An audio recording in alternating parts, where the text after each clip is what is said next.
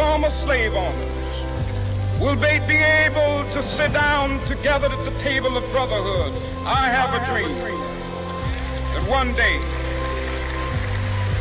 even the state of Mississippi, a state sweltering with the heat of injustice, sweltering with the heat of oppression, will be transformed into an oasis of freedom and justice. I have a dream. This nation will rise up, live out the true meaning of its creed. We hold these truths to be self-evident, that all men are created equal.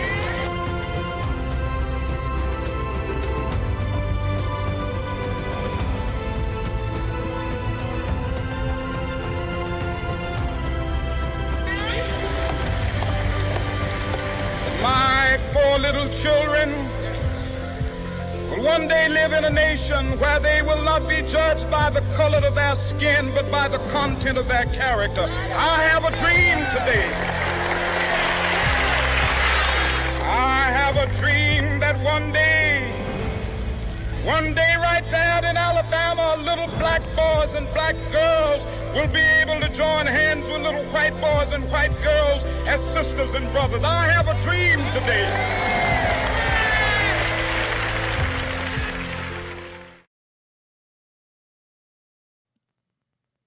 Well, folks, we had a technical issue. For some reason, the live stream just stopped, right? Those are the type of things that happen sometimes. That's how you know something amazing is about to happen. Well, our guest is still with us backstage here, Sean Woods. And like I was saying, we're talking about how to build your solid clientele, right? Like I was sharing, there's a clear difference between having clients and building that faithful clientele. Well, let's go ahead and bring Sean onto the stage. Hey, Sean, how's it going, man? Welcome. Again, thank you for accepting our invite to come to the show. How's it going? Oh, yeah, man. How you doing, JP? It's good. Look, good to go on this side, man. Happy to be alive, well. And glad to be back on the show again, man. It's round 2, man, so I'm looking forward to it. Absolutely, man. Absolutely. Well, hey, looks like tech is trying to tell us that, y'all, this conversation is too good. So, well, guess what? Already. We are ready. We are ready for the conversation, right? Shout out to the folks that are joining us in the comment section. DJ Strict, how's it going? Thanks for being here with us. Well, Sean, before we get started, right, for the folks that still don't know who Sean is, let's go ahead and have you introduce yourself in a minute. Take your time. Tell them who you are. My name is Sean Woods, just better known as Sean from, my friends and my clients.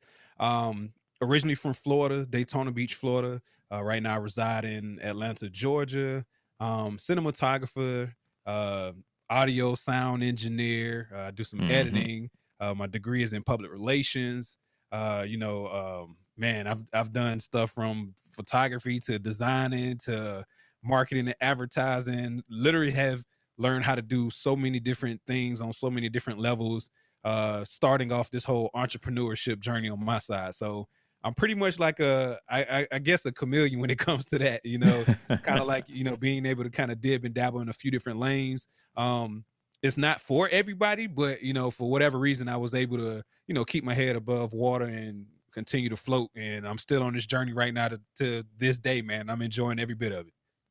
Absolutely. Absolutely. Thank you so much for, taking the time to introduce yourself like that. And absolutely, this is a journey indeed. And it never ends. It never stops. We always got to keep pushing, keep grinding, like they say, right? Keep representing, showing up for ourselves. In order to stay focused. So I appreciate you, Sean. Well, one thing that we do here is we want to always learn to know our guests a little more, a little better than how usually the average person might know you. So we got a couple of questions for you here. So first thing, right? First thing I want to ask you, I said, if you were a superhero, who will it be and why? If I was a superhero, who would it be and why? Man, that's a tough one, JP. I think I'm gonna say Batman for some reason though. Really? And yeah, the why behind the Batman is I'm okay with being that person that can help others without people knowing that it's me. That would be my reason for wanting to choose Batman, because it's like, people kind of sort of know who the person is, but it's more so Hmm. like you don't really know who he is. Right. I'm okay with being that type of person, I do for others and I try to help others, not because of what I'm gonna get in return, but just because I have the ability to be able to help others, so I'm not, trying to do it because I'm trying to hold something over their head like you owe me now. Like, Hmm. nah, nah, Right. nah, nah, nah, Right. nah. Yeah. I'm doing it You because don't it's mind. possible. Right, You right, don't right, mind right, staying right, in the right. shadows, right? That's Oh the yeah. thing, right? Yeah. Yeah, yeah, yeah. I'm cool with that. I don't yeah, I'm fine with not being seen or heard. It just kind of happened that I was both. So yeah, I'm gonna Absolutely. choose Batman. Batman. Okay. Okay. Yeah. Well, I'll beat you because I'll be Superman. Just kidding, man. I love superheroes, man. I love superheroes. So, of course, we know that you do both videography and photography. If you were to Right. choose only one of them, which one will it Mhm. be and why? Um, President Sean is gonna say video, cinematography. Um, man, it just started to be a very, I don't know, just cool and awesome and dope thing to me, just being able to, not only tell people stories through wedding films, but helping, different clientels on different levels be able to bring, their dreams, goals, and aspirations to life, putting it on the Mm-hmm. big screen and, just, I don't know, it's just something about motion, and being able to edit it and, make it look seamless and being able to tell a story with people not really knowing everything that goes on behind the scenes, even like with what Right. you're doing right now, people get on the show and they watch it, and it's like, oh man, this Mm-hmm. this feels like TV, I mean, well, it is, but they don't know Right. understand all of the work that goes in behind it on, behind the scenes, they don't understand the graphics that you had to do, they don't know the countless hours that it take, so that stuff started to be very interesting to me. And it's just something that I thoroughly enjoy, and I'm a little bit of a equipment geek too. I like cameras, man. I like cameras. I like rigging stuff up. I like figuring stuff out. Pre-show. That's what JP and I were actually talking about figuring out how to rig something up. How to Right. network this and map this to be able to do this. So yeah, I'm gonna say filming, JP, cinematography. That's what I'm gonna stay. All right. Cinematography is the one you're choosing. Well, let me ask you Yeah. this then. On Thanksgiving, right? Okay. Are you more of a turkey and sweet potato guy or chicken and mashed potato with that gravy on top of it?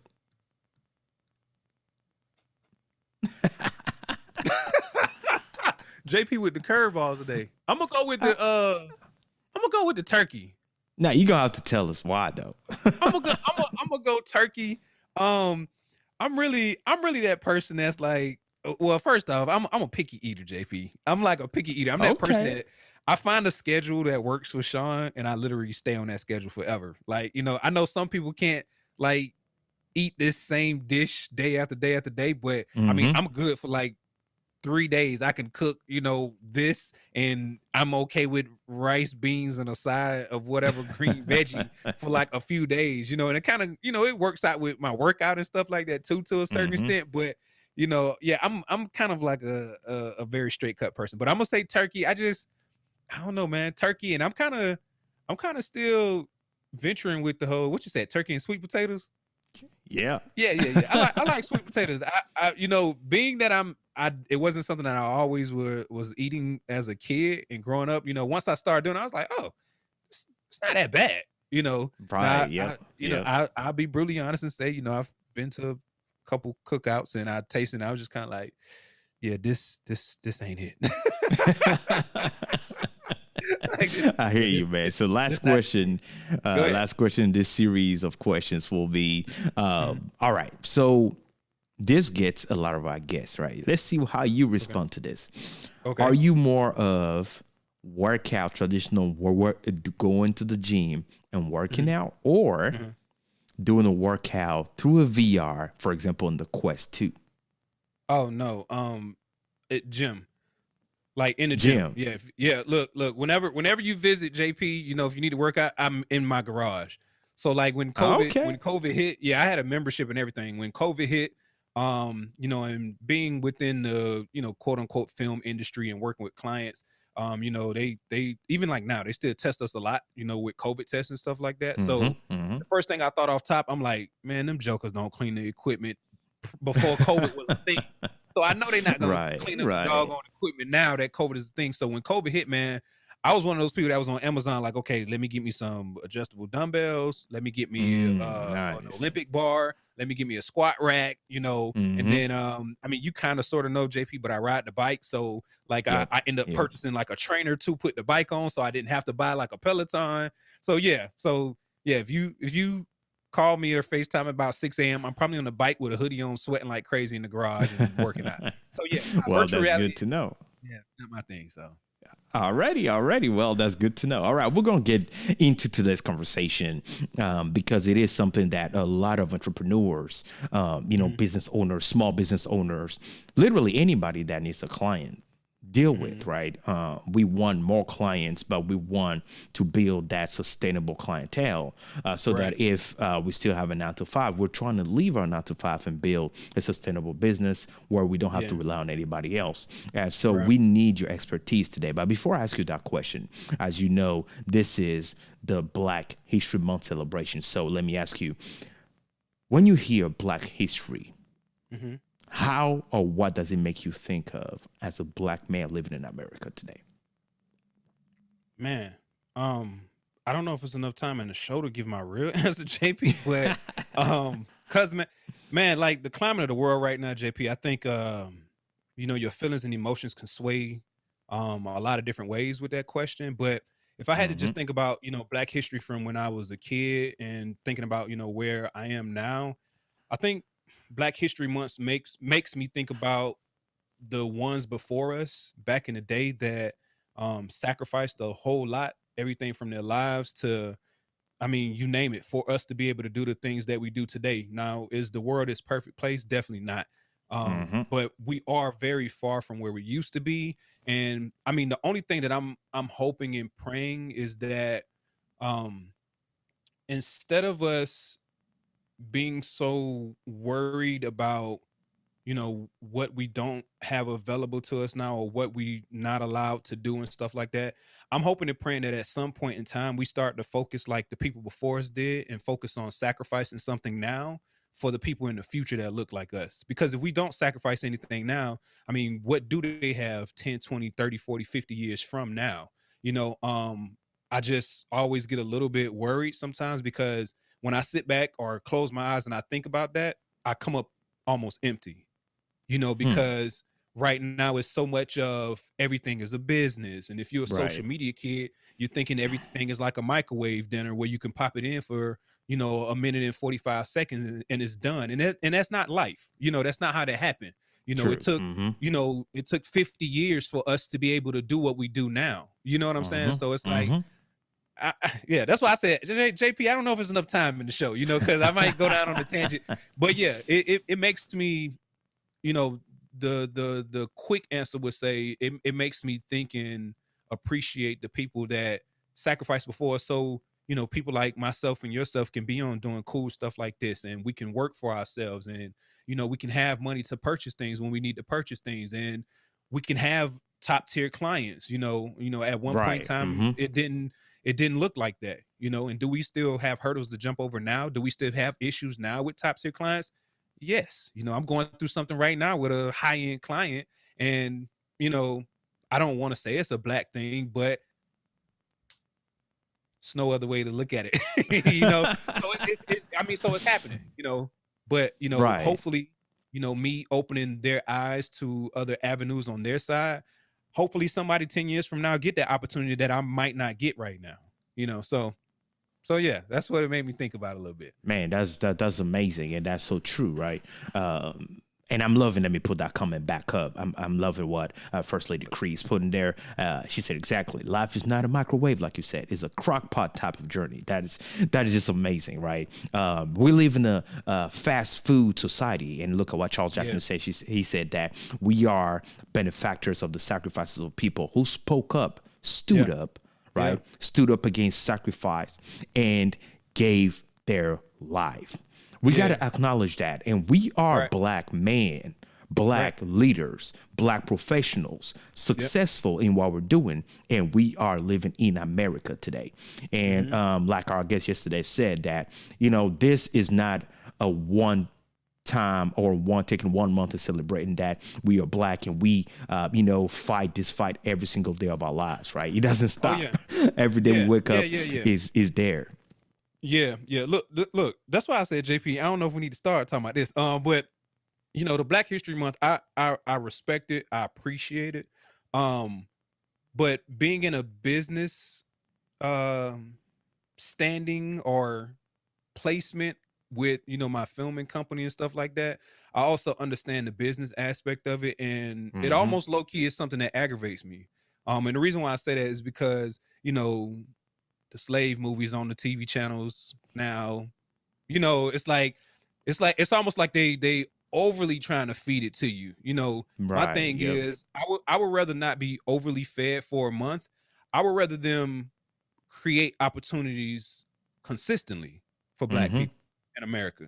I'm not talking about in South Florida. I'm not talking about just up north. I mean, everywhere. Just create opportunities on a regular, because if I wanted to give an example, it's like building a house, JP. Is it just one brick to build a house, JP? No. Mm-hmm. It's thousands of bricks, right? But Mm-hmm. they don't lay all those bricks the first day. You know what I'm Yep. saying? They're gonna Mm-hmm. lay a certain amount of bricks. They're gonna let the cement settle. They're gonna come back tomorrow. They're gonna measure. They're gonna move whatever they need to do. They're gonna sand what they need to sand and do everything else. And then they're gonna put another layer on. But when we look 6 months down the line, 8 months, 12 months, however long it takes to build a house, you got a whole structure in though, JP. You see Right. what I'm saying? Mm-hmm. And that Mm-hmm. structure can't just be easily broken down because of the time, the energy, and the effort that it took to build that structure. So do I like Black History Month? Of course. But I just wish they kind of elaborated on it, down another avenue. But that might be just me trying to look at it from a different perspective on a more grandiose scale, because my thing is, I mean, it's not a light switch. You know what I'm saying? So No, you saying, man. oh, February is here, turn it on.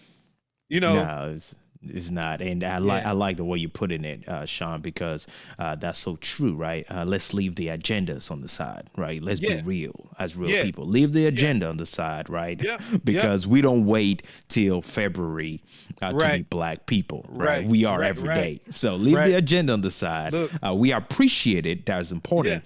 But at the same time, as we're remembering, and that's a good thing, it's a positive thing to remember the sacrifices, the fight right. of leaders before us that fought the fight for us to have this quote unquote freedom, right? That we Mm-hmm, have today mm-hmm, to be able to do some things that we're doing today, which they weren't able to do before. right. Now, how are we taking advantage of all that? Which is what we're talking Mm-hmm, about today, right? As business owners, entrepreneurs, having clients, and every right. business needs clients. Every business Yeah, needs, yeah, to make money, and that's how you make money, having clients. yep. Now, let me ask you, though, as a professional, when you hear the term solid or faithful clientele, what does that Mhm. tell you? What does that make you think of? Or how would you Um, explain that? Faithful clientele. Um, so all right, let me excuse me. Let me start it with this though, JP, because I wanna say this first before we lay into that, because Mm-hmm. I think a lot of people get stuff a little bit mixed up and they don't know how to separate business from personal feelings. Um, when I think about clientele, I think about when I think about faithful clientele, I more so think about people who have built a rapport with whoever the person is that is the entrepreneur or the business or the company and stuff like that. It's no Mm-hmm. different from Apple. It's no different from Mercedes, BMW.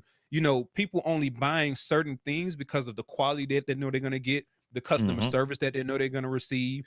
So when I hear faithful client, I think of, okay, who is the person on the other side of that faithful client? Why is that faithful client being faithful to that person, to that entity? And it's a reason behind it, but it's more so because of how you make them feel. And if I don't punch anything else on the show today, I want to tell people that um over the years, just from experience, and you're probably going to go through it too, you're going to eventually look up and you're going to get to this part where it's like, hey, you own your stuff now, you know what you're doing, you've created some type of rapport, people know you, or they know your brand, or they know your company, and you're gonna probably start feeling like, dang, how did this person get this gig and their stuff doesn't look up to par? Mm-hmm. But what I Mm-hmm. will tell you, I don't care what industry you're in. This has nothing to do with just being a photographer or a cinematographer, like whatever it is. People shop and they spend money with places they feel comfortable. Mm-hmm. It's all about an emotion. It's all about a feeling. All of my clients, even right now, I'll be totally transparent. Even right now, if I got a gig or something, or a project or something that I'm running over on, most people run and hide. They don't communicate with the client.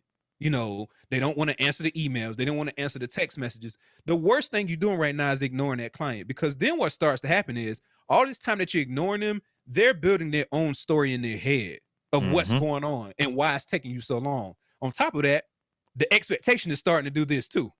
It's starting to get Right. larger and larger and larger, because, hey, you know what? Mm-hmm. JP said 2 weeks, but since it's been 2 months, this must be going to be phenomenal. Right. But it might Mm-hmm. not be. You might have just been busy. The thing I always try to remind people, I say, hey, look, you're a human being. They are too. The worst thing you could do is start to run away from people that has spent money with you. Talk to them. Let them know what's going on. I'd rather have the argument that they know what's going on and they just upset that it's just taking longer, rather than, oh, Sean got ghost on me. Right. Nah, Right. not Mm-hmm. like we're not gonna do that. And I could say probably almost all of my clients, I have like a personal relationship with them, just because of the way that I communicate with them. Like, they spend money with me. They could be spending money with anybody in the world, anybody besides Sean. But, Right. Mm-hmm. I want them to know that, hey, I appreciate it, but let's also do business as well. So yeah, when I think about faithful, clientele, JP, that's the first thing that come to mind, is that somebody has a nice system going on, and they know how to have phenomenal customer service, as well as, follow through with the services that they're offering for their clients. Because I mean, that's all this is about. It's about doing business. Can you make somebody feel good, and can you get them what they need? That's it. That's it. When people go to JP and they want to rebrand, I see what JP does. I'm coming to JP because what he promote. JP, how much does it cost? Okay, cool. I want to pay for package number 1. Boom, boom, boom. Let me get my product. That's all it's about. That's it. So that's the first thing that come to mind with that, JP. Oh, that's phenomenal. And what you're saying is so true, right? Like to say, people will not necessarily remember what you told them. What they will definitely remember, though, is how you made them feel. And a lot of times, we forget that in business, that how you made the specific client feel, and understanding the power of word to mouth, right? Yeah. Because I'm going to be honest with you. Over 70% of my business that I get is word to mouth, right? Recommendation. I'm probably 80 to 85. Baby. Look, I don't run any ads. Mm-hmm. I don't do any promo, no promo, no marketing. Like, it's literally word of mouth. So yeah, I could probably push up to like 85, 87, 90%. Like, when I hear from a client, either they're seeing something on social media, or someone has recommended me. They've seen some work somewhere, or they've seen a project that I've filmed or edited or whatever it had be, going on with it, and and they reach out off of that. But it's not because I've spent thousands of dollars on marketing and advertising. No, that hasn't been my thing. Which is something that works. Which is. Yeah, that's fantastic. Which is, I want to jump there, because whoever's listening to this or watching might be feeling, oh, so I don't need to spend money on ads. That's not what we're saying, right? No. We're not saying it's bad to spend money on ads. What we're saying is understanding the power of word to mouth, understanding that, and not forgetting that one thing people got to take away is how you made them feel, because we're talking not just having clients today. Today, we're talking building a solid and faithful clientele. That means that this goes beyond just having a client. This means that client, we want that client to come back to you every single time they want that similar service, or tell their entire private circle about you, and whoever needs something, say, guess what? I know a cinematographer. If you have a wedding, if you have this specific type of need, he is the guy. Got you. Yep. This is what you want. That's what we're talking about. And in order to build that, these are the things that we want to think about. Now, Sean, let me ask you this. There's a lot of folks that are fantastic at what they do, right? There are people that run circle around me when it comes up to graphic design. You know, obviously that they're so creative and they're good. They can pull that cinema work up and do fantastic stuff. Now, here's the deal. But at the same time, there's a lot of them that will tell you, despite their talent, despite their skills and everything, they have a hard time getting clients. Yep. So the question to you now is simple. What do you do to even start? Like I'm doing this. I have the talent, I have the skill. How do I get the client? Where do I go? How do I position myself? What do I do in this creator economy? Yeah. Man, JP, I promise you, we got to be brothers in the past life or something, bro. Because I always talk about this to people because I'm in the same boat. I have a plethora of friends that run laps around me when it comes to cinematography, when it comes to editing, when it comes to, doing design layouts and stuff like that. I even have friends that have done work for top tier agencies and celebrities and stuff like that. And they still can't hit the target of having a consistent flow of clients for some strange reason. And I'll tell you the main thing that I know is a lot of people's problem. Having a business and doing business is two totally different things. Like it's not the same. Hold up, man. Hold up. Because I don't want people missing things you're saying. Say that again, brother. Bro, it's different, man. Having a business and actually doing business is something totally different.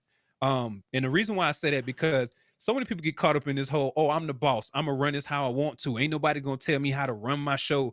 Ain't nobody going to tell me what I need to sell and why this color ain't going to work. Actually, they're going to tell you all of that stuff. The Apples, the Victoria's Secrets, like they do reports and figure out what people want. Like, why are you trying to promote and advertise to people who don't want your service? Why are you trying to promote products to people who don't want those products? Like, you got to know and understand like what you're trying to do in the direction you're trying to go. It's so much bigger than going to get an LLC. It's so much bigger than having an EIN. All that stuff cool. I'm glad you got your bank account and you got your bank card. It means nothing. It means nothing if you don't know how to actually do business. And the biggest thing that I see that is an issue with most people that I personally know, as well as people that I meet and do one-on-one training sessions with, is they immediately get caught up into saying, this is mine. So what? What? Having a business is more so about the clients, how you achieve that client, how you hold on to those clients. And like JP was talking about, you want somebody that's going to always revert back to you. And is going to always remember, hey, you know what?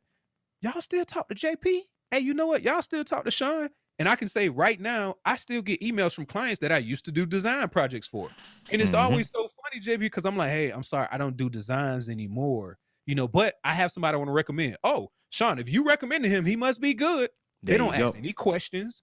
They don't go check anybody's website. If I'm giving them the information, they say, oh, Sean said, holla at JP. JP must know what he's doing. End of the sentence. Same thing, my brother Chuck in here. I see my brother Ann in here.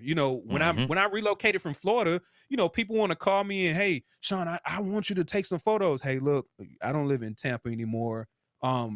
Reach out to my business partner. It's a guy named Anthony. I'm gonna give you his Instagram. I'll give you, his email. Contact him, and just tell him what you're trying to get done.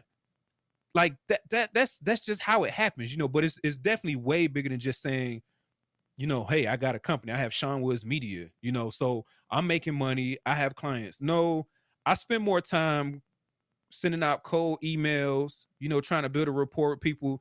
Even gigs that I've gotten hired to as a private contractor, I still send random emails to those folks who don't know me from anything. They only met me on, Zoom, but JP, I'll send a random email to them, man, like, hey, how you doing? This is Sean. We worked on, Project ABC a few months ago. Just want to, keep the lines of, contact available. If you guys ever need somebody in Atlanta, Here's my camera package that I own. Here's my audio package that I own. Mm-hmm. Here's my lighting package that I own. Because the way that I try to look at it, JP, I'm trying to figure out, okay, I want to put so much on their plate that they can't even think about putting anything else on there. I want to be that staple, item that's on the plate. So when we go to Atlanta, hey, you know what? Let's see if Sean has that equipment. If he doesn't, maybe he knows somebody that has it. Last time I flew into Tampa, a client sent me there. They needed to rent equipment. JP, Sean, do you have a rental company? Actually, I do. It was a friend who got a ton of equipment. There you go. What I'm saying? He it out. So what did I do? Hey, bro, I got a client gonna reach out to you, man. They're gonna tell you all the equipment I need. Send them an invoice. They're gonna pay it. That's just how, that's how it went. So I do the same. I do the same exact thing on my side. But once again, like somebody said in the chat, and like you mentioned earlier, it's all about building that, rapport with people. Most of my clients, they don't care what you look like, walk like, talk like, smell like, drive, what shoes you got on, what hat you got on, what name brand. They're just like, hey, Sean, I'm trying to film.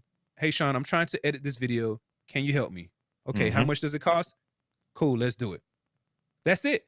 And I'm at people's homes, and that's all it's really about. And the thing people don't realize, beyond you being talented, the fact that you could just help these people past the finish line, that builds your character with that client. And that's what they never forget. That's another part of the whole emotional part, because they never forget the fact that when they couldn't figure something out, JP was able to help me figure it out. Like, it just happens that way. And that client will continuously come back to you and come back to you and come back to you and come back to you and come back to you. But if you're looking at just trying to get a quick check or something like that, that's not going to work. See, that's the thing, right? That's the thing that I honestly believe that, messes some people up, because like you just mentioned, right? And I do the same thing, like client, people will welcome you in their homes. Yeah. In order for somebody to open their door and welcome you in their house, they got to trust you, because they may have their spouse there, their kids. That's their safe haven. And here you are coming in their home, working there. So there's a trust factor. And there is something called being reliable in business, right? We're talking about doing business, being reliable. We understand, right? Life happens. But Sean, believe it or not, with my company, a lot of times we will need help, right? We'll need help and reach out to other professionals and say, hey, we have this gig. Can you help us? Right. They will say yes, right? And then turn around, said this happened at the last minute. Oh, yeah. And when you look at it, it's not a life-threatening thing. It's not an accident. They just drop you there. Well, guess what? I mean, how do you expect doing something like that? Man. Right? And still expect that same person to keep calling you when there's a whole company, there's a whole event, there's something major relying on their shoulders. I mean, you tell me. Yeah, no, that doesn't work. So I'll use myself for an example. And it still happens right now to this day, JP. I might talk to someone and agree with them to do a gig for a certain rate. Tell them my day rate, they agree to pay it. They go ahead and pay the deposit. They move forward and stuff like that. And I kid you not, it happens on a regular. I might agree. And let's just say the gig $1,000, JP. Okay. Right. It might be $1,000, and somebody might hit me and say, hey, Sean, I want to pay your full day rate. I'm not that type of person that's going to swerve on this $1,000 client because now this $3,500 client is at the table. Like, I don't agree with that, and I don't believe in doing people that way. My thing is, if I agree to do it for $1,000, I'm still gonna come in there and bust my behind and do it for what the $3,500 gig was gonna be for. Thank you. I'm just gonna come and show up the way I show up, because it's not about me saying, hey, I'm gonna jump ship from the $1,000 to get on a $3,500 ship. Like, you thinking you hustling backwards, because see, that $3,500 might be a bigger fish for you to catch that day. But the thing you got to understand is, you don't always catch big fish. The word is simple. Smaller fish, these smaller fish that's going to come through the channel every day, you're going to always catch some of those. So the last thing you want to do is to be just kind of like, oh, shoe fly, don't bother me with those people. No. That big fish is gonna come back around. It's gonna come back around. It's gonna come back around. Even the client I slightly mentioned earlier, about the whole Black History Month thing. I won't lay into it, and of course I can't mention the client because I'm on an NDA, but the deal hasn't been done. But the thing about it though, JP, which is so wild and crazy to me, is like, it's Black History Month. They're trying to hire somebody because you're a Black creative. Cool. Like, I'm not the person you don't have to, pat me on the back to make me feel good. No, let's just talk business. Let's just do business. It is what it is, but the thing that starts to become an issue with me is, don't expect me to do it at a discounted rate or something, because it's like you're granting me a new opportunity or something like that. I'm not that type of person. I'm not an opportunist. And the way I am, JP, I mean, it might sound messed up, but it just is what it is in my mind, because I'm thinking from a business perspective. Like, I'll bow out gracefully from a gig just because of a person being that way. Because and that's called integrity. That's integrity, right? Because the other thing that people don't realize, see, a lot of them are just still continue on with it because, hey, it's still a check. Look, I get it. And I'm not telling you to shy away from checks. If you need that check, go get that check. But with me on my side, what starts to happen is it only becomes a check to me.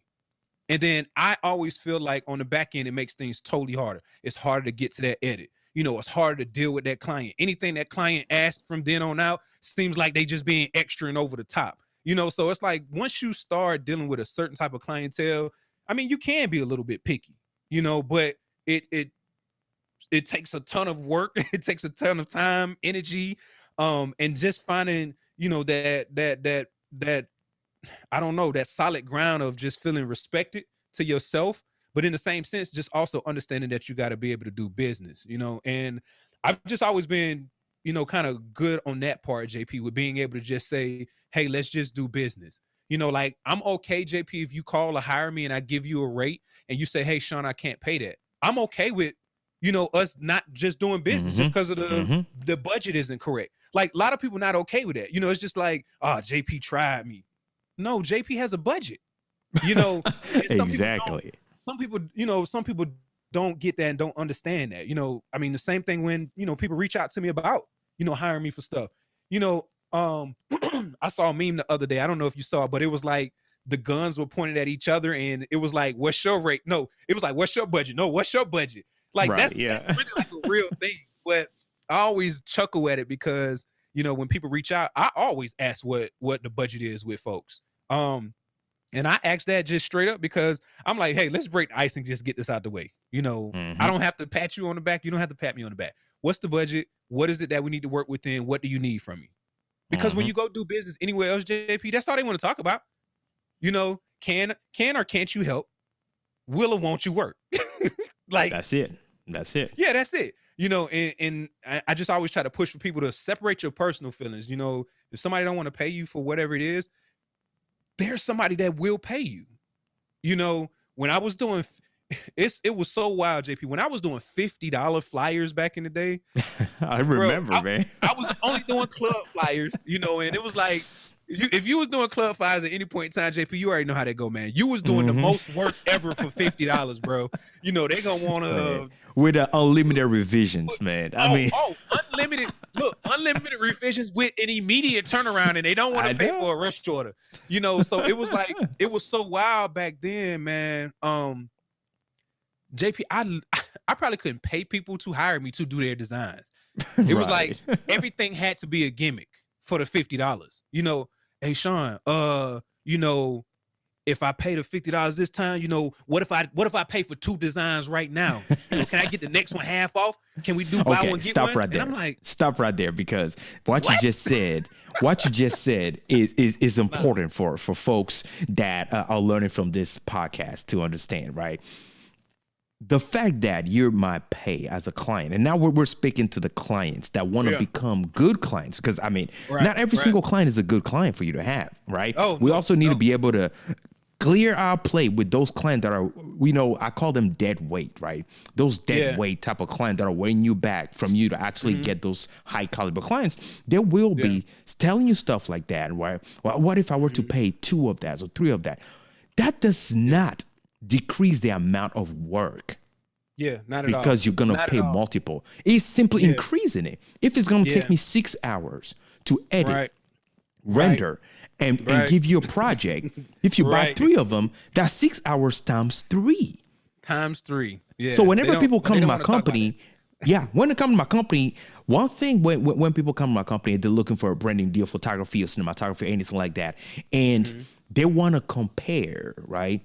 Yeah. Pricing and say that, and this is a tip, they will tell you, well, how much do you guys charge? For example, let's say we charge $4,500, right, for Right. I don't know, an 8-hour shoot. Oh, really? Because I do have somebody else here that quoted me $2,500. Listen, that Go for with me. them. Go with them. Go with please. them. Simple.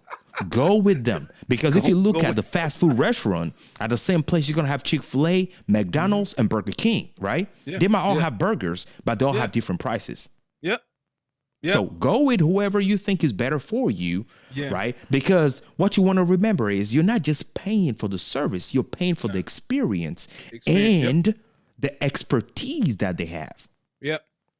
Look, most definitely. I was on a panel one time, JP, and it was about Black professionals, and man, I ended up being the outcast very fast. But it also was funny though, JP, because after the show, I had so many people come up and personally speak to me. So the thing was, everybody was in there kind of like, yeah, we need to buy Black and we need to support each other and we need to grow together and build together and da da da. And I told them, I said, hey, I was the last person to speak. I said, hey, look, y'all, I'm all about, supporting us, supporting each other. But the thing I want to tell everybody in here is that you have to stop being mediocre. Oh, And the reason why I said fantastic. that is because see, and shout out to everybody that's in the room, but I'm just gonna speak to Black folks for a second. It's nothing wrong with supporting another, a Black individual or Black entrepreneur or African American, whatever you want to call it. But the thing I always have a issue with is when it's like you expect for you to be supported just because you're Black. And I don't feel like that needs to be the thing, because it's like people who charging top dollar and doing top tier work.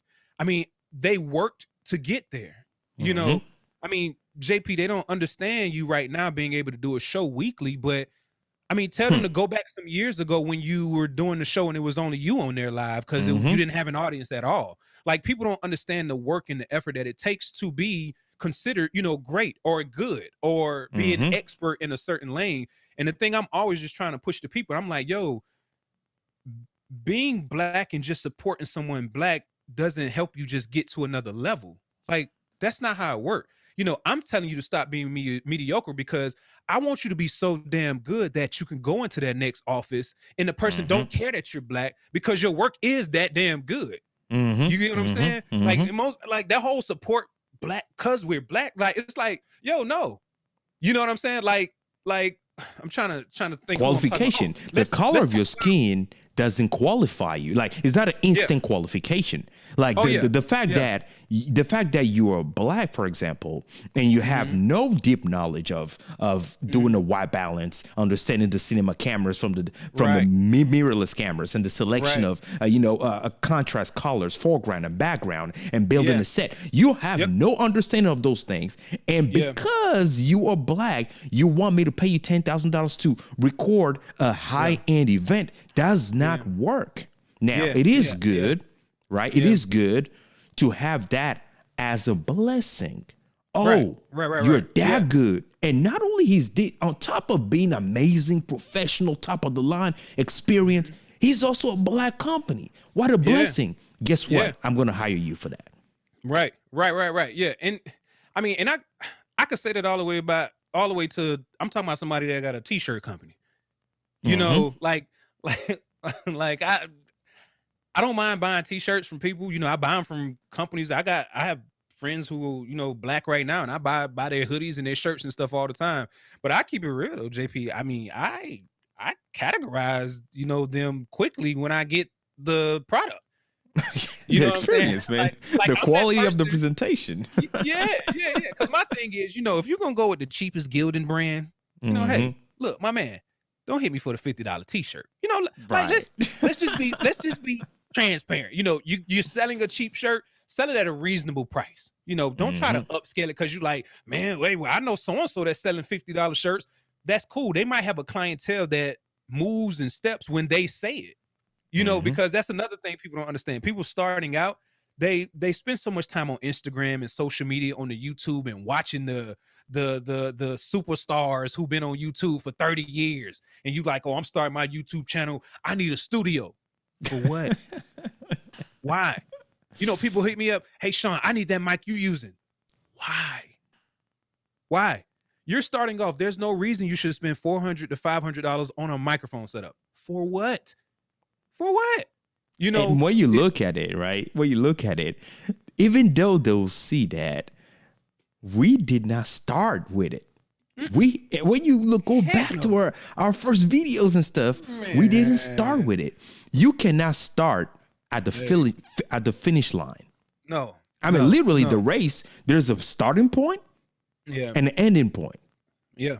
You have to start because the learning curve, the experience, everything you're going through by running, pacing yourself, controlling your breathing, you know, the momentum you're going, understanding that if I keep running at this speed, I might not make it to the finish line. So let me slow down. Let me control how I'm doing it because I ain't got no water with me, right? So let me keep going, passing the first person, the second, the third. And until now, okay, I'm passing everybody because that dude is tired. Now I'm getting under the spotlight. Okay, now I'm building my clientele. Now I'm building that following, that trust, right? That credibility that I'm building because there is also one thing, Sean, that I want us to talk about. Is sometimes a client will watch you for 3 to 6 months to see how consistent you are before they even book you. Most definitely. When I launched the course, I want to say, my first weekend, I think I did like 14 sales and I was blown away, bro. Like it literally blew my mind. And 2 of those 14 clients literally were people that said they had been following me for a very long. No, one of them wasn't even following me.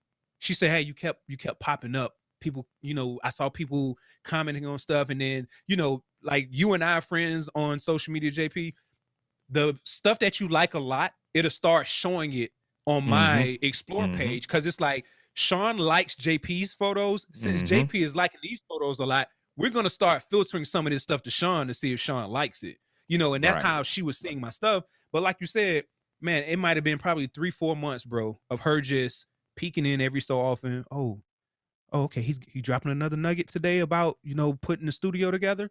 Oh, okay, cool. Oh, 2-3 weeks later. Oh man, wait, what is he talking about? Oh, I didn't know that. Then boom, course gets released. Boom, she's one of the first people to buy. I'm like, I don't even know who this person is. And then when she messaged me, I was like, wow, that's crazy. You know, like, how did you find me? But it happens like that. You know, like you said, people will sit back, you know, in the rafters, man. They'll sit in the bleachers and just pay attention to how you move and how you shake.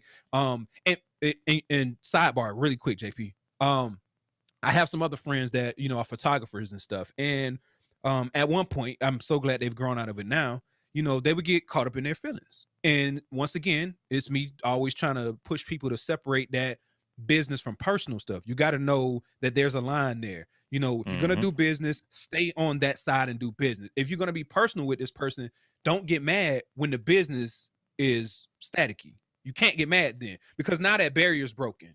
You know, so now you can't be overly stern to this person from a business perspective because now y'all homies. You know what I'm saying? Right. Homies move and shake different from people that just cut a check. It's not the same. It's not the same thing. You know, I mean, it's the main reason why I don't work with friends a lot of time. Friends, family, I try to send them other people because they're not the best clients to have. Bro, it's always this uneven line that is just so hard to deal with. You know, but to go back to what I was saying, the people that I'm talking about, they will always get in their feelings with stuff, JP, and would make like posts. So you ever see like that photographer or the cinematographer or the designer that's like, you know, they putting all their feelings on their timeline. Are they making a specific post? You know, it's like, listen, I don't work for exposure. Da da da da da da da da. Right. Yeah. And it's like, dang, man, you got 20-some thousand followers. I wonder how many of them 20,000 followers even remotely thought you wasn't killing the game.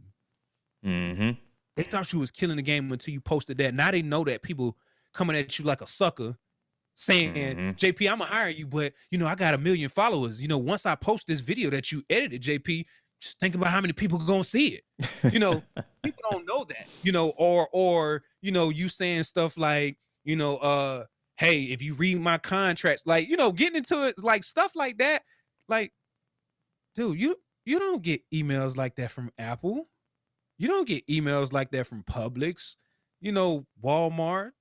We could say any major company, Dollar General, you like Family Dollar, Right, exactly. any large company, bro. They don't. I'm not gonna say they don't care. They have a department that handles that, but they're not making it known that there are issues within the company. Is what I'm trying to get at. So I Mm-hmm. always used to tell them like, yo, look, this is your business. Do what you want to do, but bro, people don't know it's an issue until you tell them that there's an issue. It's no different from when I go work gigs. JP, you film as well. Sometimes you get Mm-hmm. that stuff happens. The battery might die quicker than you Oh thought. yeah. The Mm-hmm. card might fail. The lens isn't connecting properly. Mm-hmm. Your monitor just cracked or something like that. Until you make it known that there's an issue, people never know that there's an issue. Right. They don't Right. know that you was limping all day until you said something, So it's like, man, people really just have to know how to, decipher that business and personal thing, because it's tricky. It's like super, super, super tricky, but you got to be able to decipher it like very fast if you want to stay afloat out here in this lane. I mean, in this industry, because Mm-hmm. you're drown fast. Man, I'm loving that. Let's go ahead and take a quick ad break. When we come back, two things, right? Two questions that I have before we close is one, what is that one thing that separates you from others, and Okay. how can we model that? And finally, well, how exactly, or what are the best practices in order to stay in business and to stay, in the forefront of a lot of clients, so we're noticed. Okay. So we'll Okay. talk about that when we come back. Stay with me, folks. Gotcha. Right after this ad break, we'll be right back.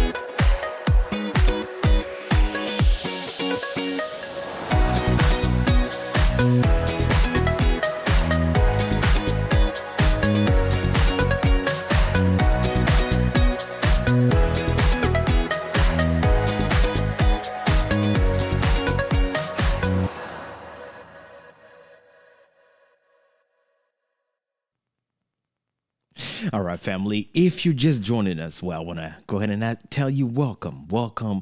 We've been here. We've been discussing with our special guest, Sean Woods, CEO and creative director of Sean Woods Media. And we're talking how to build that solid clientele, family. Really that faithful clientele, and how to position yourself on top of everybody else and keep, making money and leave your 9 to 5.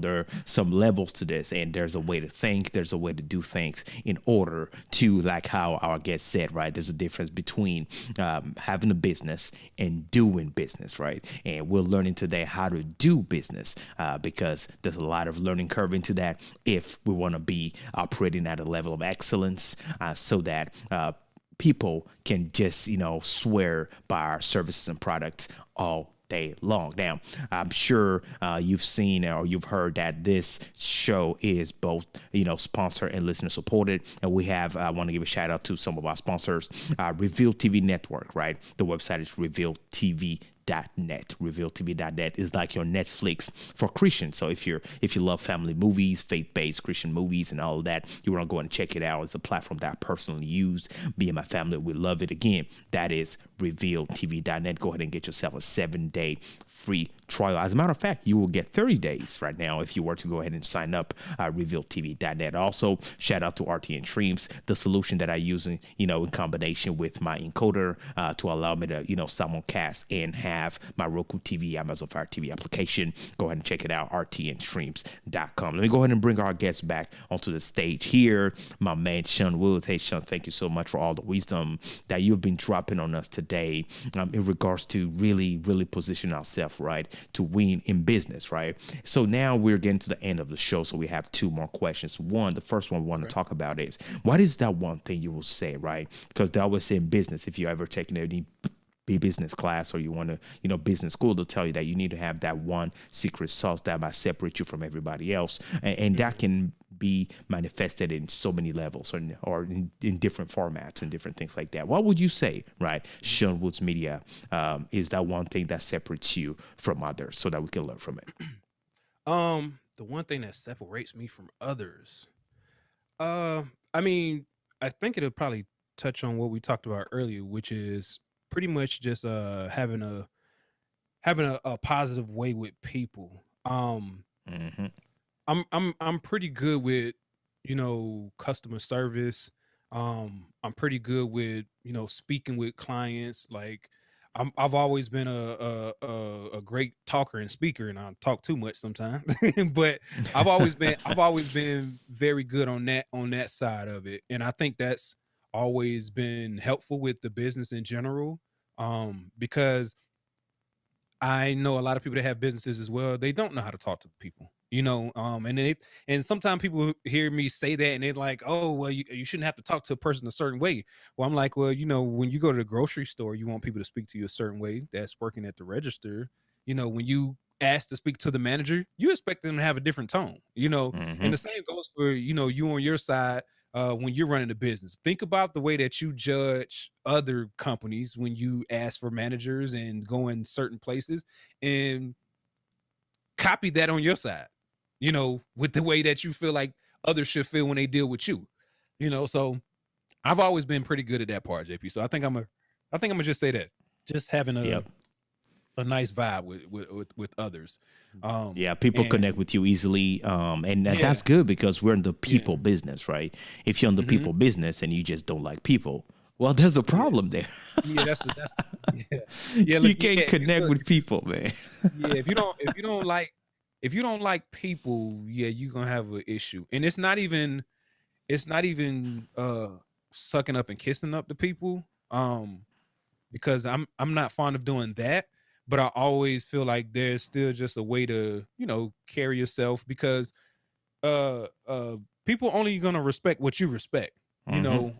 and they're gonna disrespect what you will allow them to disrespect, so it's Mm-hmm. just like, you know, if you don't allow it, and you standing a certain type of way, or looking a certain type of way, or having a certain type of vibe, people take heed to that, and it starts to Mm-hmm.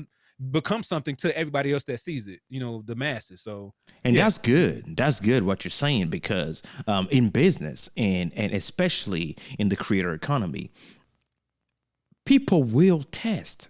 People, Mhm. it's not a question of if people test you because it will happen. Oh It's not yeah, it's always going to way be all roses and all right. smiling faces. Oh yeah, Some yeah, people will challenge you, right? yeah, Will yeah, yeah, try to yeah. get you out of character. So it's not Yep. a question of if it happens because it will happen. It's a When it's question of gonna happen. how do you handle it when it Yeah, happens. Like you just said, Sean, you yeah. can tolerate certain things, and the second you tolerate it, then Hmm. it's gonna happen.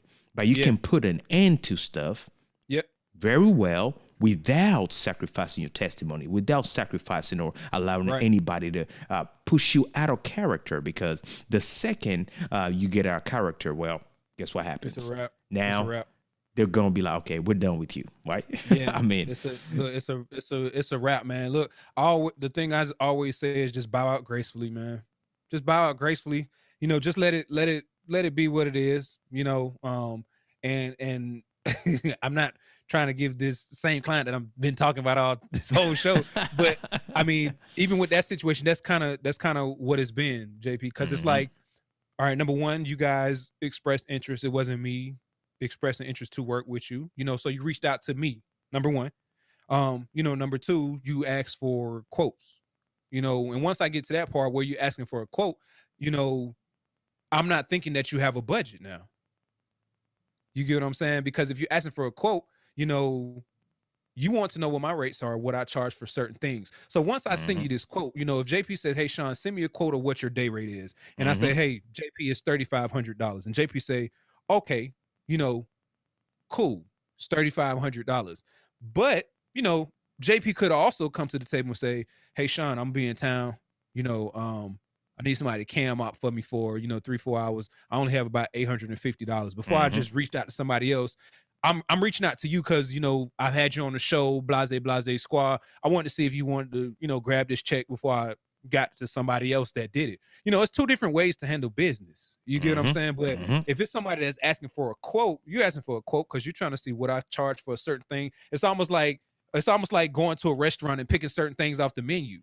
Right. You don't go to McDonald's, Wendy's, Zaxby's. You don't go to these places and say, "Hey, let me get a 20-piece, nugget," and they tell you it's $6.99. You don't hit them with the if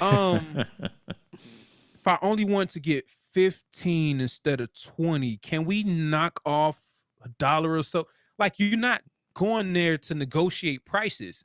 So when people hit me up and they ask for quotes, I don't feel like they come from a perspective of I'm trying to negotiate with Sean. It's like, hey, I'm just trying to see what Sean charges, what he costs for a certain service, and I'll put together the package that I want from Sean. You get what I'm saying? I mean, they're trying to get a clear knowledge of the average, because everybody got a budget. That's what we've been talking about this entire time, man, right? JP, I say that all the time. Look, when I work with people, I tell them, I say, listen, everyone has a budget. "Oh no, Sean, I got the money and I could pay your day rate." Listen, it's not about you have or not having the money. It's about you having a workable budget for this project. That's when I talk to people that inquire about services, I always laugh at that, because I usually, preface it with saying, "Hey, JP, I'm not trying you like you don't have the $3,500 to spend. It's more so about, does this project suffice for you to spend $3,500?" Because you can also have the money, right? You can also have the money, but it's not just for that. Like, right. Maybe you don't want to spend all of that and be zero because you might have other things after that project is done. You got other things you got to spend money. So it's not a question of if you have it or not. It's just simply a question of being comfortable where you spend the money, because that's what's going to help. Again, going back to it, right? That's is going to help the relationship between you and your client, and that's what's going to encourage them to come back to you or to us to do business again, because they know you never push them out of their comfort zone. With you, they're always comfortable spending a certain amount of money. And even when it's too much, you guys agree on that. And you always find a way to service as long as it's still within the perimeters of the things that you're doing. So, and that's exactly what it is. Another quick note for the people too. Once again, like JP was talking earlier, like, we're not trying to advise you to not take these gigs or whatever, because I mean, if I'm keeping it transparent too, I've taken a plethora of gigs where I might have been pressed back in the days and needed the money. Like, I've taken those gigs. I'm not gonna sit here and be like, "Oh, I never took." No. I've taken those gigs before where I was pressed and did it. But now it just comes from a different perspective. If somebody calls me and say, "Hey Sean, I need to film for a day. I need the full day rate plus whatever, camera, lighting, audio, all that kind of stuff," and I tell them $3,500, and it might be somebody you just had a good vibe with, which happens to me often. I might say, "Hey, let's just say JP is the client again. Hey JP, look, I know my rate is $3,500 for the day rate with the equipment. Look, let's do this, JP, if you're okay with it. This is our first time working together. I'm gonna do $1,000 in kind on my side, JP, for this first gig." And I tell people sometimes about how I write stuff up to send it to clients, and they just kind of like, "Dang, well, why do you do it like that?" Because my thing is, I still need JP to know that, number one, he's getting a deal. And number two, I still need JP to know that this is what this usually would cost. Because JP is probably going to come back again. And when he come back again, I don't have to have this icebreaker again about, "Well, JP, is usually 3,500. It's like, right. "Oh, well, JP, let me pull up your files real quick. let's see, what did we do last time? Oh, we did 2,500, but I did 1,000 in kind. You know Right, where we at right, now. right, You get what right. I'm saying? So it's like, Mhm. it's like, yeah, no, we're not saying, don't, discount your services and stuff like that. But it's definitely like a time and a place for all of it though. Because sometimes discounting your services, I've had I've had situations where I've not gotten a gig because I wasn't charging enough money. Yep, yep, yep. And that was something when I first started working with organizations who had budgets. That was something that was weird to me, because it's like, man, I'm doing these videos, I probably was doing for like $500-$600, JP, and Mhm. thought I was killing the game, because to be honest with you, $500-$600 to somebody who was charging $100 is killing the game, you know Exactly. There are levels but to this. yeah, Mhm. but it's a huge learning curve of going from charging $500-$600 to charging $1,000 to $1,500 for a film. That's a huge curve, and it's another Mhm. curve to get up to $2,000 and 2,500. It's Right, another right, curve to get to right. $3,000. And every time you trying to get on another tier, the business is handled totally different. I could tell you right now, my largest check that I ever received probably was the easiest business traction easiest business transaction that I ever did with a client. It was the weirdest thing ever, JP, because I was like, dang, something not right, man. I mean, I know I'm just doing what I told him I was gonna do, but dang, they paying me a lot of money to do this little bit of stuff. And I'm so used to, back in the day, it's like I'm used to people asking for, like you said, JP, unlimited revisions and da da da Mhm. da da. So the clients from back then wouldn't understand my packaging and stuff now. Right. It Mhm. wouldn't make sense. They'll look at it now. What, Sean? That how much does it cost for a 1 hour photo shoot with 3 edits? Oh, people paying that? That's how people want to, that's how people thinking now. And I'm just kind of like, hey, look, I got somebody for you, if you, let me know what the budget is. But in my mind, I've given myself a floor, of, hey, Sean, we could discount our services, but this is our floor. Mhm. You know, Mhm. if it's $1,000 for this photo shoot, my floor is whatever, 750. If it's Mhm. under 750, I can't do this gig, because now once I start to do stuff that's in a tier down, a lower tier, it starts to attract a different type of clientele again. And You see, know what I'm that's another saying? aspect of the whole thing that, Yeah, you it's know, gonna attract something else. yeah. Also thinking It's about who we're attracting, depending on, like the ideal clientele. And it's all Mhm. about how we position ourselves too, right? Oh Like if you yeah. position yourself a certain way, you will get Mhm. certain type of client coming to you, right? So the Most question most also definitely. is, what type of clients or clientele do you want to Mhm. want to have? And Yeah. so there are different tier to that, different caliber of clients, and you Mhm. want to think about that too. And as you're doing it, and building the relationships that we're going, man, we've gone to the Oh yeah. end of the show. Man, that Before I was let quick. you go, man, before I let you go, I just want to ask you, for the folks out there that are wondering, okay, I've heard everything Sean said. Now, Mhm. can Sean just give us some advice on best practices so we can, Okay. be prosperous, successful, having a business and running it. Yeah. I mean, I'm gonna tell y'all this, the one thing I tell everybody, and I tell myself this every day too. Consistency is key. That's the only thing I want to tell you. I'm not gonna sit here and tell you that you need a better camera. I'm not gonna tell you need a better computer. You don't need a better print machine for your t-shirts. It's more so about being consistent. When I first started doing designs, I mean, I could call one of my brothers right now. He'll tell you, man, I was totally, off from everything I was remotely uh fond with at the time. I had been doing well in radio and DJing for a long time, and I decided to shift gears and hit a hard bump. Didn't stay in my same place no more. Was on my homeboy couch. You know what I'm saying? But for a year, I made fake designs every day. JP, I made a design for a fake party. Random design.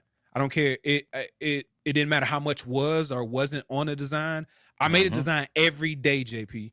And what starts to happen when you practice something that much, you start to get better. Because this is the thing, you start to learn when you hit a wall. And the reason why you learn it, because now you know a wall is there. So you know not to go that direction anymore. But the thing is, like you said earlier, if you never start, you don't know where the walls are. So now you just randomly running into stuff to the left, to the right, top, bottom, all that kind of stuff. You don't know what direction to go because you haven't even started your journey. So if you want me to leave a nugget for y'all, I'm going to tell you consistency is key. If you want to be a better cinematographer, you need to be trying to film as much as possible. Stop being so worried about, having this client that's paying you $30,000. You need to worry about just kind of sharpening your skills over and over and over, because then by the time you sharpen your skills and you be so damn good, when that $30,000 client make it to your doorstep, you're going to be ready for the job, and it's going to be nothing to do it. I have a gig tomorrow, and when I talk with the director and the grip people and stuff like that, everybody sound like it's a whole lot going on. But if I'm being real, in my head, like, I played out the whole day tomorrow already. Now I'm probably going to hit some bumps. I'm probably going to run into a wall, but I can tell you right now, everything that I played out in my head is me running into walls. It's not even about me trying to be this great DP tomorrow. It's about me knowing where the hurdles are that I need to make sure that we got to be careful of running into. So, consistency is key, man. If you want to try to focus on something, focus on being consistent. You want to be bigger and stronger, you need to work out more. You got to dedicate to it. If you want to, I don't know, be a better hairstylist, you can't become a better hairstylist if you're not consistently doing hair. It don't work like that. You don't get better from watching YouTube videos. You get better from actually trying the stuff out. It's about trial and error. Right. You gotta try that stuff. Even my graphic on my wall, keep pushing, stay focused. I made it so freaking big, JP, because some days I get in here and I don't feel like it. And I know you get that too. Like, you're gonna have those days, man. I really don't feel like working on this edit.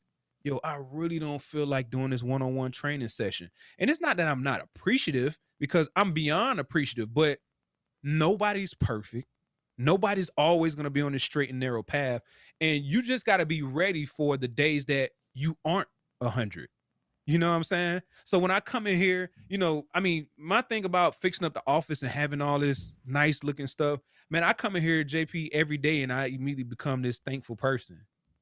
Because I remember, I remember moving to Tampa and I didn't have a table, I didn't have a computer chair. And not to make my story sound like everybody else started from the bottom type thing. It's not that, but I just really remember sitting on my suitcase. That was my computer chair, sitting on my suitcase. I ain't complain. I ain't care. I was relaxed. I had on some Nike flip-flops and some hooping shorts and t-shirts Right. every day. But the thing about it, JP, I would be on that computer every freaking day. You know what I'm saying? Like, man, I know my lighting could look better. It don't get better from watching JP's YouTube video on how to achieve better lighting. It don't get, that's not how you learn how to light people. That's not how you learn how to adjust audio and how to look at waveforms. You don't learn that stuff from watching videos. There's no cheat code to becoming this better person. It's only from being consistent. You want to get better, consistently put the time in. And the last thing I'll say, JP, which is I've said it a million times, you got to stop working part-time and expecting full-time pay. That's not how that go. Like, it doesn't go like that. If you put in part-time energy, you got to expect part-time results. Don't expect 40 hours getting paid back to you. It don't work like that. So when I get people to get on Zoom with me or, see my camera equipment and stuff like that, and, oh man, I'm trying to get like the camera I'm trying to get the camera you had, Sean. I'm trying to get the microphone you had. Okay, cool. Do you want to put the hours and the time into it? Because when the camera's off, when the microphone's off, when this camera isn't turned on, do you want to continue to hit the ground running? And that's what it takes to get to another level. You know what I'm saying? Like, hard work gonna beat talent. It's just how it happens. Look at that, man. We got a question, and this we're about to close with this question right here. Okay. Sean, this person's saying, should my business be my name? My real name is Chris Bland. So rather than call my business Bland Imagine, I called it No Flavor Imagine. Should I change the name of my business? Take 2 minutes. What do you think?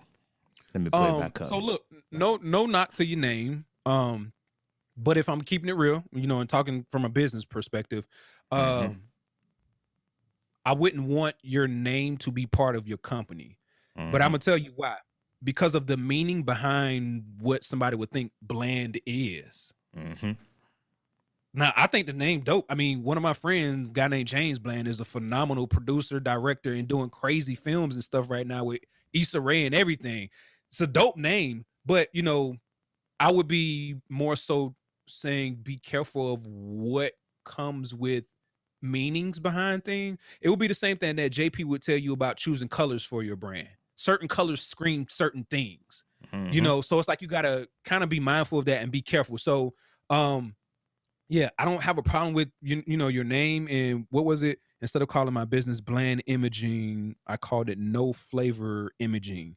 I mean, and even with that, you know, if I'm keeping it 100 with you, talking about you know the whole no flavor thing, I would say think more from a perspective of how you want people to feel when they hear, see you, or know something about you and your company. You know, like the whole Sean Woods thing with me. Like if you talk to people that know me from doing radio and TV and stuff, they'd be like, "Who? Sean D?" Like I never had used my last name ever in life, you know. And I got with my branding coach, and she would tell you it was a full-fledged argument with me about this whole Sean Woods media thing. I'm like, Mm-hmm. no, I'm not doing it. She's like, Sean, I mean, you know, it's okay. You're like, your name doesn't sound bad. It's cool, it's whatever. Look, I was totally against it. So she immediately was like, okay, well, what's the name of the company? And I'm like, I don't know. You know, I don't know. You know, and the last example I give you, my old company name, it was called Picks and Flicks. Now, depending on how old depending on how Hey, old you hey, are, folks, that's true because as I was watching these old school oh, videos, it probably said he Picks and put Flicks. PF PF films. Films, PF Films. And So, look, so JP, this is the thing. PF Films was a spinoff of Picks and Flicks. I started running with PF wow. Films because I saw this fuzzy line where people would get stuff misconstrued about what I was going at with the name. You know what I'm saying? Because depending on your age, you know, your grandmother, your aunties, and uncle, they call movies flicks. Mm-hmm. That's what the Mm-hmm. old folks call them. They call it a flick. You know, Mm-hmm. and when I was in college, you know, we had to have this whole elaborate project where you created a business, and I actually created a company. And you know, that's why, what are you gonna call it? I was like, Picks and Flicks. Got a logo made and everything. And then once I graduated from college, I literally started getting clients, and the Picks and Flicks thing just kind of kept going. As soon as I got somebody say something to me like, "So what do you mean by flicks?" I was like, "Oh, we got to go a different direction." You know, because Yeah. it was like, Yeah. you know, they thought it was going to something else. So yeah, when you're doing the whole branding and trying to come up with names and stuff like that, you know, yeah, I would say be mindful of, you know, what you're putting out there. Google what the word means, all of that kind of stuff, because it's going to be that person that's going to go that far to, you know, research you and see what the company is and see the direction you went, and Yeah, keep it very simple. important.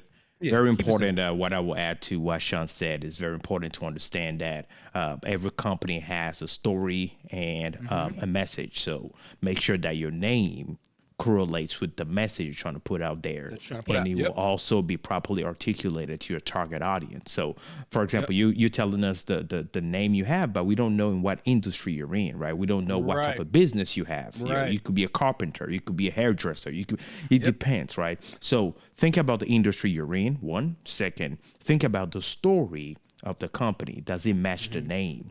And think about the target audience. Those Right. things, when you put it together, has to really align together Gotta make so that it sense. can make sense to the target audience, right? Yep.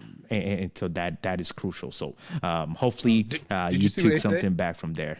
Did you see the reply just now, JP? See, Yeah, look, because that's true. That's and what I look, was thinking. No flavor. would So no, I mean, come on.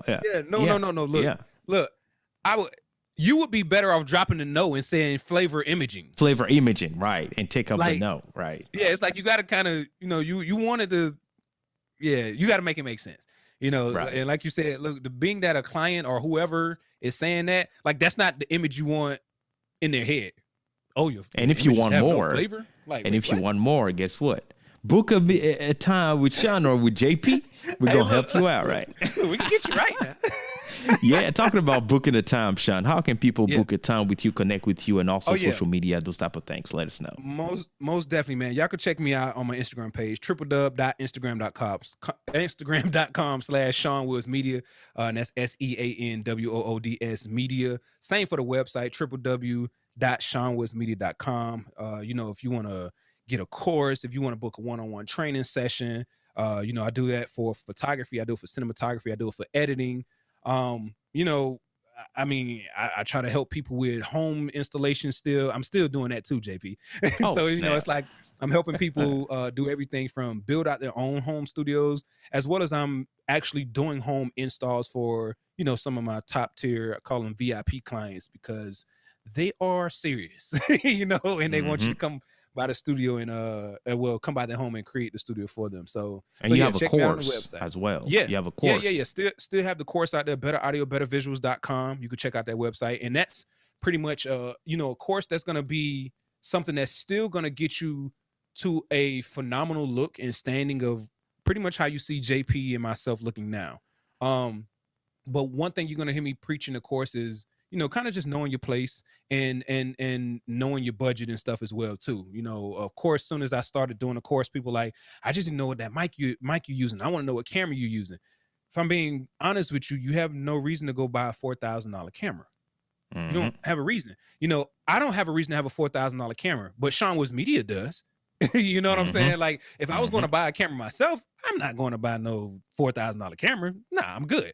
Same thing goes for this microphone that you see, the lighting that's in here, the studio decor, all of that stuff. It just kind of resonates with, where I was coming from before to, where I am and what I'm capable of doing now. So that's what it's going to talk about throughout the entire course. Everything as far as learning what is the audio setup.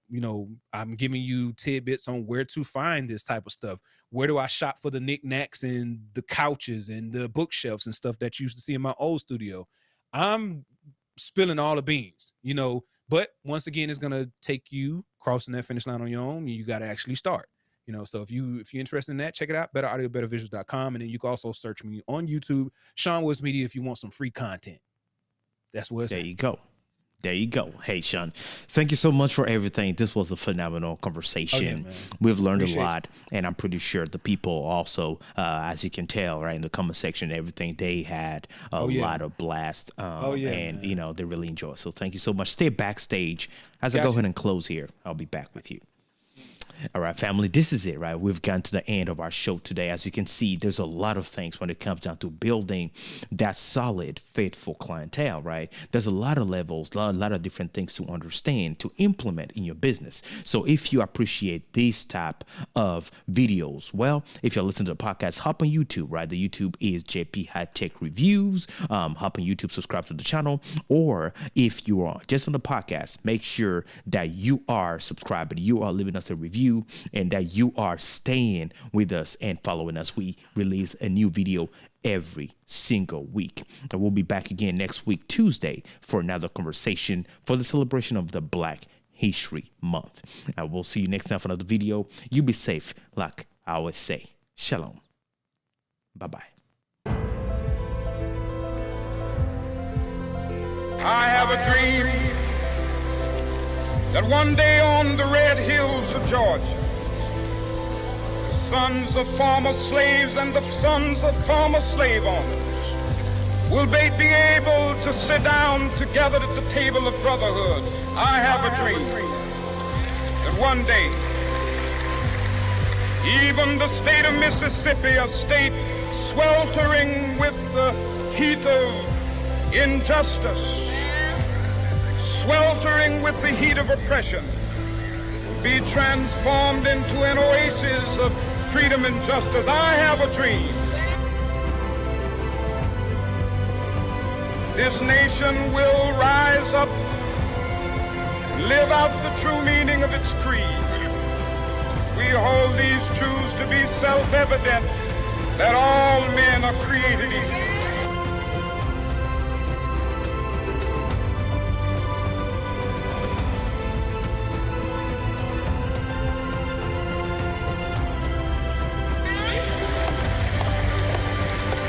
My 4 little children will one day live in a nation where they will not be judged by the color of their skin, but by the content of their character. I have a dream today. I have a dream that one day right that in Alabama, little black boys and black girls will be able to join hands with little white boys and white girls as sisters and brothers. I have a dream today